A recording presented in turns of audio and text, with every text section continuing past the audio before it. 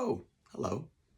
Welcome to another Today's Decay, where we're celebrating births and beginnings of everything important since the dawn of time.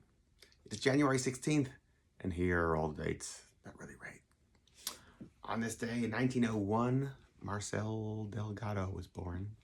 So I'm just reading up on some King Kong here because he was one of the animators that worked with Willis O'Brien and might have actually contributed a lot more um,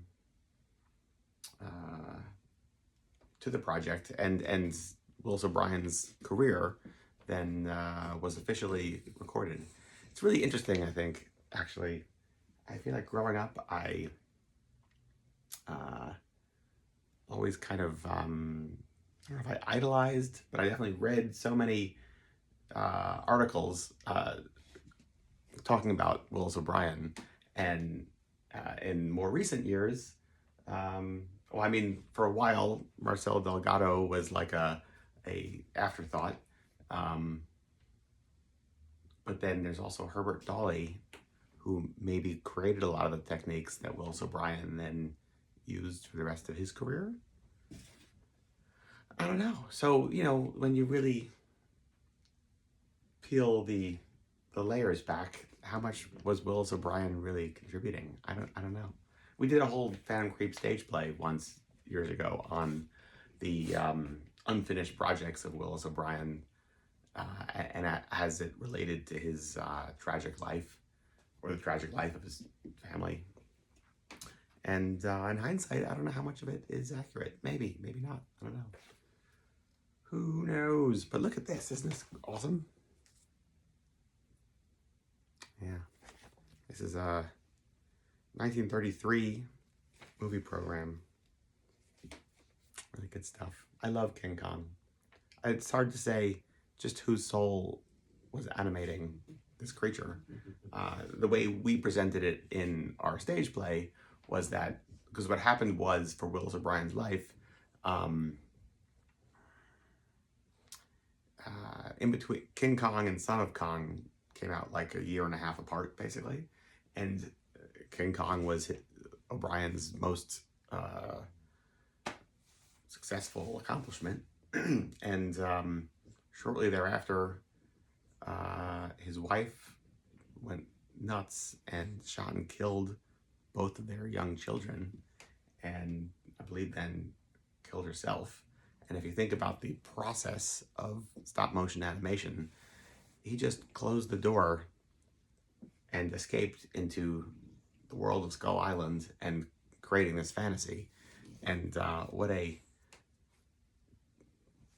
unbelievable loss. And yet the pathos, the heart, the soul of King Kong is like right there. And I feel like I've always felt like it was very palpable that like this wasn't Ray Harryhausen, who's much more of a technician. There's soul, like I said, in Willis O'Brien's work. And what complicates that story, that was part of what our stage play was. What complicates that story is that actually a lot of the work may have been done by Marcelo Delgado. Yeah, an unsung artist. So was he the one who was really internalizing these pains and putting it into his work? I don't know. Anyway, that's my King Kong spiel. What else? John Carpenter, born today, 1948. I don't have to say anything about him. He's the best. I do think that the first, and you could say the second, because I feel like it's just more of the same wonderful stuff, Halloween films, is a really intelligent adaptation of the Val Lewton school of like, don't show the monster, show darkness and have the audience project their worst fears on like a blank slate. And whether you want to say that's like the Shape face or like the darkness of Haddonfield, it all works. Genius. And that's just, one of his productions. Anyway, what else? Carolyn Monroe, born in 1949. Wonderful actress, yeah. All sorts of great stuff. Dr. Phibes, Sinbad, plenty. The film Face Behind the Mask premiered in 1941.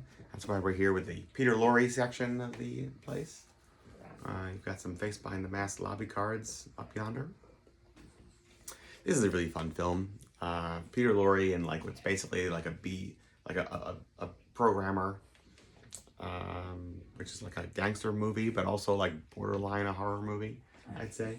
And there's this really great moment early on in the film when he's on the boat on his way to America, where I think somebody's like, either he's drunk or somebody's with is drunk and like bumps into him, and he almost knocks his like passport or paperwork over the side of the boat. And I don't know, for some reason I've always just kind of connected Peter Lorre with my paternal grandfather, and my grandfather came over from like during World War II, like as World War II was first declared, like on his own, and somehow lost his paperwork over the side of the boat and wound up having to stick around in Ellis Island and try to wire for like replacement paperwork to like get into the country. And like, meanwhile, this is like, you know, Nazi times, and how was this possible? I don't know. And so here was this Peter Lorre film where like the same thing almost happens. I don't know. It just like further cemented this connection I have with my grandpa and Peter Lorre. What can I say? Anyway, that's it. Yeah, and I didn't do this year or last year, so I like that. I'm quickly filling in the gaps for any of the days that I might have missed previously. Anyway, that's it. The whole day from me to you. Till tomorrow. Goodbye.